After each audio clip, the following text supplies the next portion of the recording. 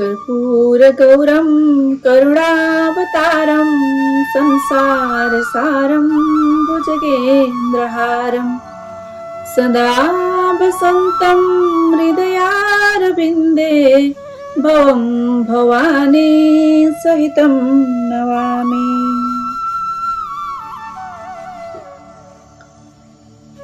यं ब्रह्मा वरुणेन्द्र रुद्रमरुतास्तुवन्ति दिव्यस्तवैर्वेदैः साङ्गपदक्रमोपनिषदैः गायन्ति यं सामगाः। ध्यानावस्थित तद्गतेन मनसा पश्यन्ति यं योगिनो यस्यन्तं न विदुषुरासुरगणा देवाय तस्मै नमः। श्रीमच्चन्दन चर्चितो जलबपो शुक्लाम्बरा मल्लिका मालालङ्कित कुण्डला प्रविलसन् मुक्तावली शोभिता। सर्वज्ञान निदान पुस्तकधरा रुद्राक्षमालाकरा वाग्देवी वदनाम्बुजे वसतु मे त्रैलोक्यमाता चिरम्। मूकं करोति वाचालं पङ्गुं लङ्घयते गिरिं यत्कृपातमहं वन्दे परमानन्दमाधवम्। नमो भगवते तस्मै व्यासाय मिततेजसे यस्य प्रसादात् वक्ष्यामि नारायण कथामिमाम्। नारायणं नमस्कृत्य नरं चैव नरोत्तमं देवीं सरस्वतीं व्यासं ततो जयमुदीरये।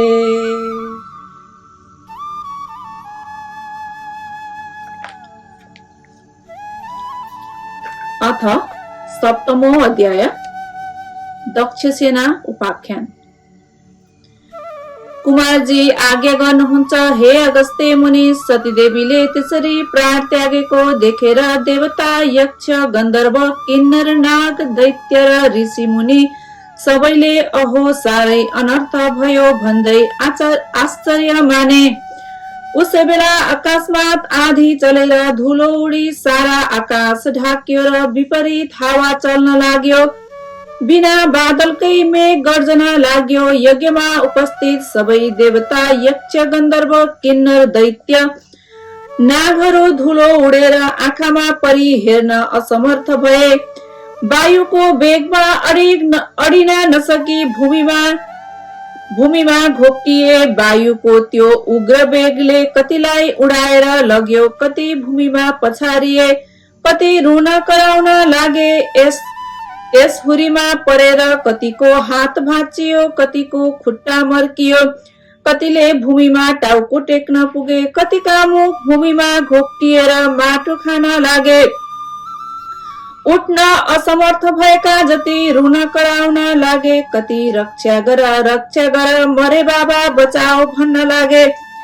यस्ता प्रकारले यज्ञमा उत्पात भएको केही बेर पछि हुरीको वेग कम भयो र दक्ष प्रजापतिले चिन्ता गरी सबै छोरी ज्वाइँलाई डराउनु पर्दैन भनी सान्त्वना दिइसकेपछि चित्त व्याकुल गरी अब कसो गरौं भन्दै गुरु बृहस्पति कहाँ गएर बिन्ती गरे।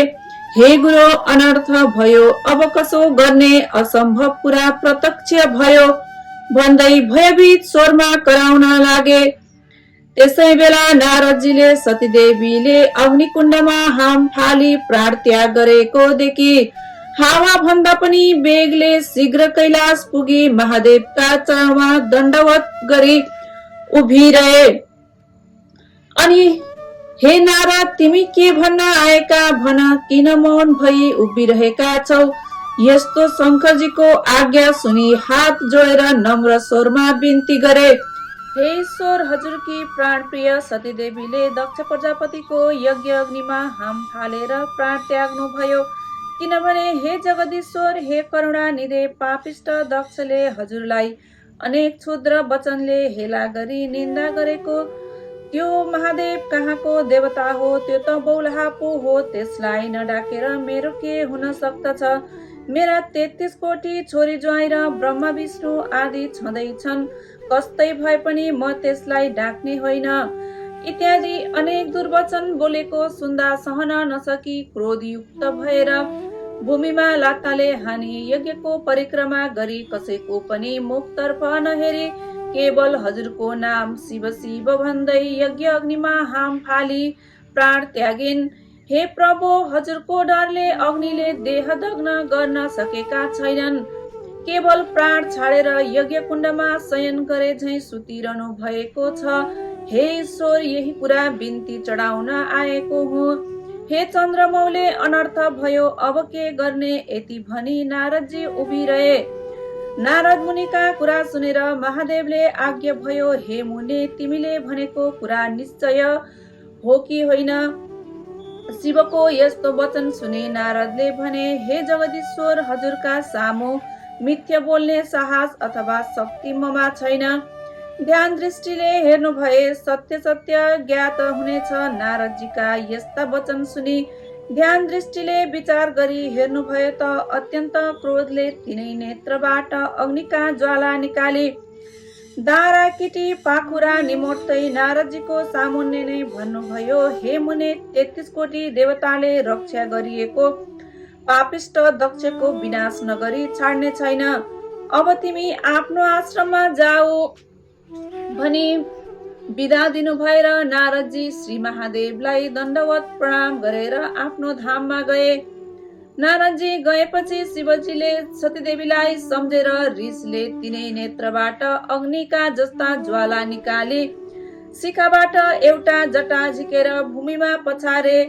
त्यसबाट मेघ गर्जे जस्तै चर्को शब्द गरी भयंकर 64 योगिनी र भूत प्रेत पिशाच प्रमथगणले शहीद भएर महाकाली उत्पन्न भइन्। कस्ती महाकाली भने डरलाग्दो अनुहार भएकी, लामा लामा दारा निस्केकी, आकाश जस्तो पेट भएकी र बाघको छाला कम्मरमा बेरेकी, झाँक्रो फिजेकी, हातमा भयंकर खड्ग लिएकी, कहिले हाँस्ने कहिले लामो जिब्रो निकाल्ने यस्ती महाकाली शिवजीको सामुन्ने उभिन्। के कामले मेरो आराधना गर्नुभयो भनी बिन्ती गरिन्। अनि महादेवले अघि झैं अर्को जट्टा झिकेर भूमिमा पछारे। त्यसबाट पृथ्वी कम्पयमान पार्दै क्रोधित सिंह जसरी गर्जन्छ त्यस्तै ध्वनि निकाल्दै 1000 सूर्य जस्तै तेज भएका, सम्पूर्ण शरीरमा खरानी घसेका, मुण्डमाला लगाएका, दायाँ हातमा त्रिशूल लिएका र बायाँ हातले डमरू बजाउने यस्ता भीषण मूर्ति भएका वीरभद्रले महादेवका अगाडि उभिएर बिन्ती गरे, हे शम्भु, हामीहरूलाई किन आराधना गर्नुभयो? तिनीहरूको यस्तो प्रार्थना सुनेर महादेवले आज्ञा भयो, हे वीरभद्र, हे महाकाली, तिमीहरूलाई पापिष्ट दक्ष प्रजापतिको यज्ञ विध्वंस पारी उसको पनि संहार गरी दक्षका सहायक संरक्षक देवताहरूको पनि संहार गरेर आओ भनी डाकेको हुँ। अब तिमीहरू नन्दी भृङ्गी 64 योगिनी भूत प्रेत पिशाच समेत भई दक्षको यज्ञ विध्वंस गर्न तत्काल जाओ। श्री महादेवको यस्तो आज्ञा सुनि नन्दी भृङ्गी भूत प्रेत योगिनी र पिशाच सहित भई मेघ गर्जे झैं सिंहनाद गरी पृथ्वी डोलायमान पारी साक्षात यमराज नै प्राणीको नाश गर्न हिँडे झैं क्रोधित भएर शिवको आज्ञा सिरोपर गरी कैलाश पर्वतबाट हिँडे। तिनीहरूको चालामाला देखेर पृथ्वीलाई भार थाम्न कठिन पर्यो र थरथर काम्पिन्। 7 समुद्र छल्किए, समस्त जीव त्राही त्राही भए। दक्षको यज्ञमा पनि अनेक किसिमका उत्पात हुन लागे। आकाशमा काग र गिद्ध मण्डलाकार गरी उड्दै कराउन थाले। स्यालहरू आँखा र मुखबाट आगोको ज्वाला निकाल्दै कराउन र दगुर्न लागे। रक्तको वृष्टि भयो, विपरीत वायु चल्न लाग्यो।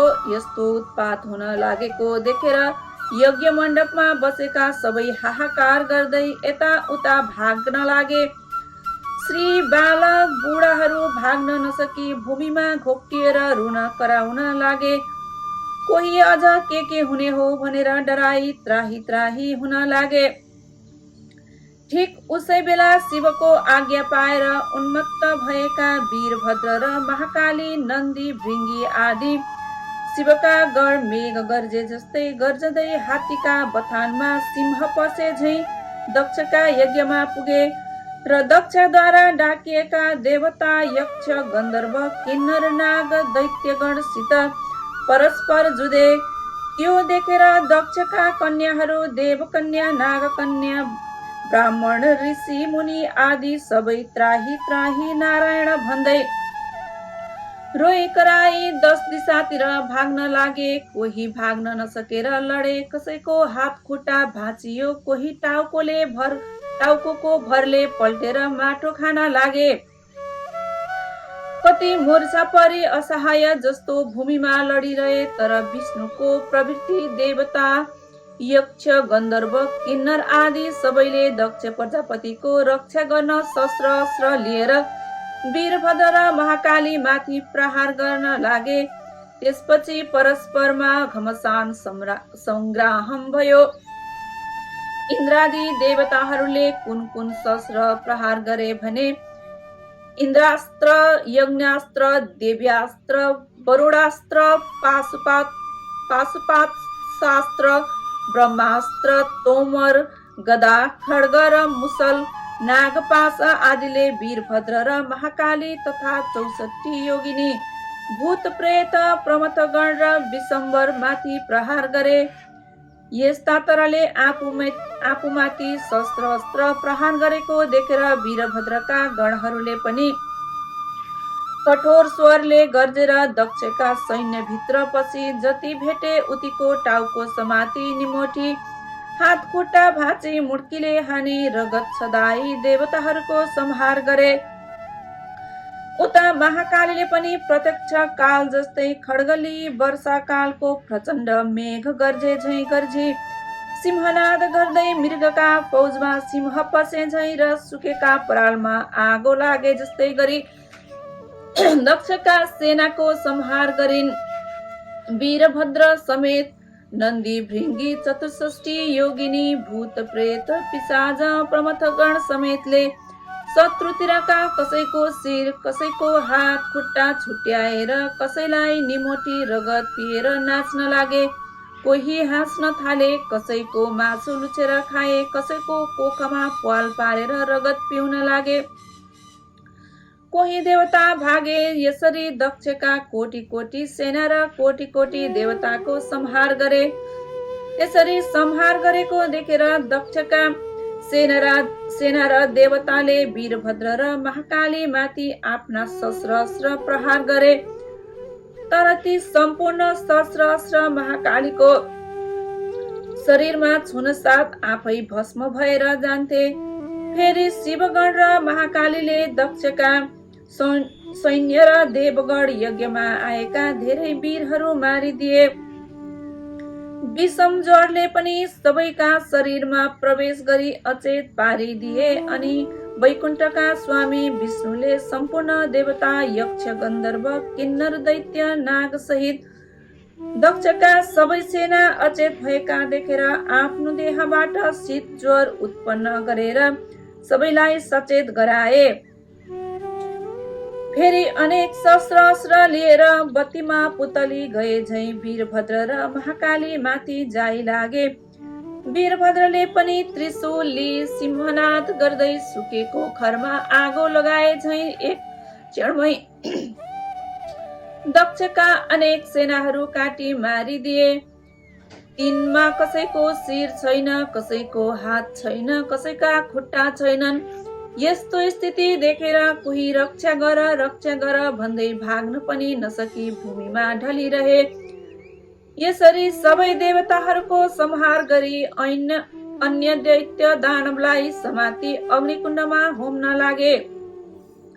वीरभद्रले त्यसरी दक्षका सेना देवता यक्ष दानव गन्धर्व किन्नरहरूको नाश पारी यज्ञ समेत ध्वस्त पारिदिएको हेर्न नसकी श्री विष्णुले राता राता आँखा पारी नागले झैं निसास फेर्दै प्रलय कालको अग्नि जस्तै भई बायाँ हातले पञ्चजन्य शङ्ख बजाए, दाहिने हातले कोमौदिनी गदा उठाई संहार कालमा रुद्र जाइ लागे जस्तै वीरभद्रका सेनामाथि जाइ लागे।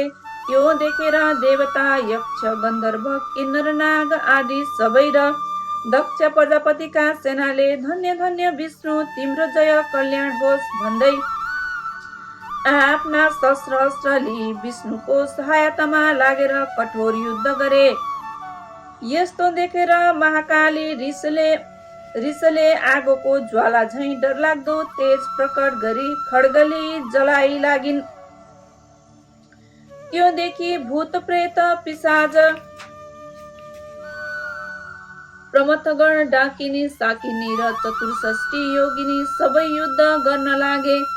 जस्तै ठुलो हावा चल्नाले मेघ टुक्रा टुक्रा हुन्छ त्यस्तै दक्षका सेना देवता दैत्य गन्धर्व किन्नर आदि 10 दिशामा भागे।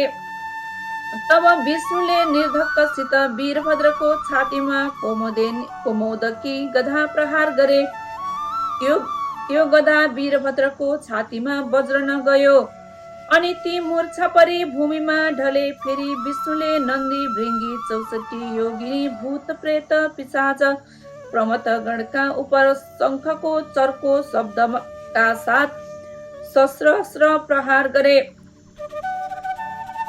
त्यसरी विष्णुको प्रहारले कति लडी भूमिमा पल्टे, कति मूर्छा परे, कति भागे। त्यो देखेर दक्ष प्रजापतिका सेनाले धन्य धन्य विष्णु भनी स्तुति गरी पुष्पवृष्टि पनि गरे।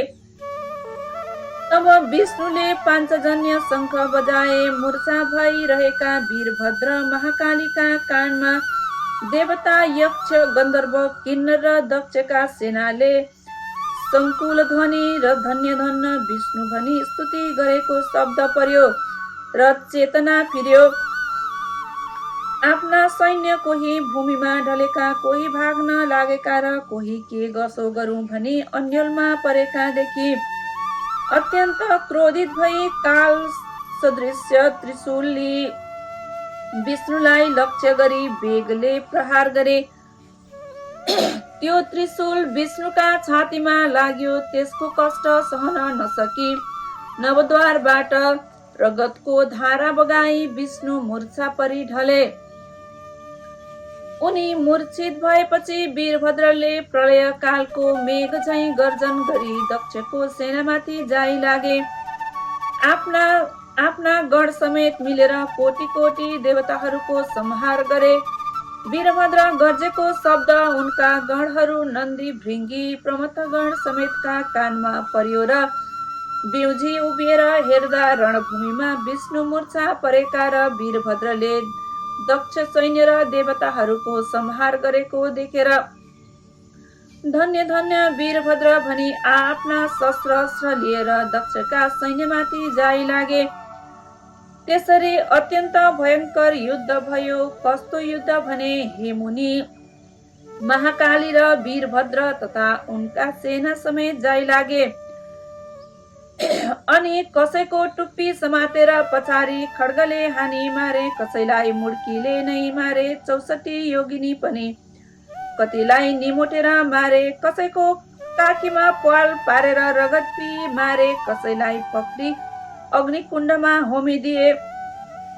यस्ता प्रकारले देवता यक्ष गन्धर्व दैत्य किन्नरको नाश गरेर वीरभद्रका सैन्यले जय जय भनी कराएको शब्द मूर्छा परेका विष्णुको कानमा पर्यो र मूर्छाबाट उठेर हेर्दा वीरभद्र र महाकालीले यज्ञ विध्वंस पारी देवताहरू र दक्षका सैन्य समेत नाश गरेको देखि अत्यन्त क्रोधित भई राता राता आँखा पारेर हे पापिष्ट, आज तेरो नाश गरेर दक्षको यज्ञ पूर्ण पारी सबै देवता यक्ष गन्धर्व नाग आदि सबैलाई सन्तोष गर्दछु। आज एकादश रुद्र तेरो सहायक भएर आए पनि रक्षा गर्न सक्ने छैनन्। सम्पूर्ण दुष्टको संहार गर्ने यो चक्र देखिस् भनी सुदर्शन चक्र देखाए। विष्णुले भनेको यस्तो क्षुद्र वचन सुनेर वीरभद्र रिसले चुर भई भन्दछन्, हे पापिष्ट विष्णु, सम्पूर्ण दुष्टको नाश गर्ने चक्र भनेर देखाइस्। तेरो पराक्रम माफिक यो चक्र मेरो उपर प्रहार गरेर हेर। मुखले भनेर मात्र केही हुन सक्दैन। यो वीरभद्रको वचन सुनि विष्णु रिसाई वीरभद्रलाई ताकेर सुदर्शन चक्र प्रहार गरे। त्यो चक्र अनेक सूर्यको जस्तो तेज र प्रलय कालको मेघ गर्जे झैं गर्जना गर्दै काल रुद्र नाश गर्न गए झैं गयो। यस्ता प्रकारले आएको त्यो चक्रलाई देखि नन्दी भृङ्गी भूत प्रेत 64 योगिनी प्रमथगण आदि शिवगण त्राही त्राही वीरभद्र महाकाली भनी उनका नजिक गए। जस्तो समुद्र मन्थनमा कालकूट विष झिकेर सबैलाई भस्म पार्न खोज्दा त्यो विष शिवले पान गर्नु भएको थियो, त्यस्तै त्यो चक्र आएको देखेर वीरभद्रले आमुख बनाइदिएकोले वीरभद्रको मुखमा पस्यो र उनले निल्न तयार भएको देखि विष्णुले चाँडो गरी वीरभद्रका मुखबाट सुदर्शन चक्र झिकी त्यहाँबाट अन्तर्ध्यान भई वैकुण्ठ जाँदा भए। इति श्री स्कंद पुराणे केदारखण्डे माघमात्मे कुमारगस्ते संवादे श्री स्वस्तानी परमेश्वर्य व्रतकथायां दक्षसेना वधो नाम सप्तमो अध्याय समाप्तम्। या कुन्देन्दु तुषारहार धवला या शुभ्रवस्त्रावृता या वीणावरदण्ड मण्डितकरा या श्वेत पद्मासना या ब्रह्माच्युत शंकर प्रभृतिभिः देवै सदा वन्दिता सा मां पातु सरस्वती भगवती निशेषजाड्यपहा।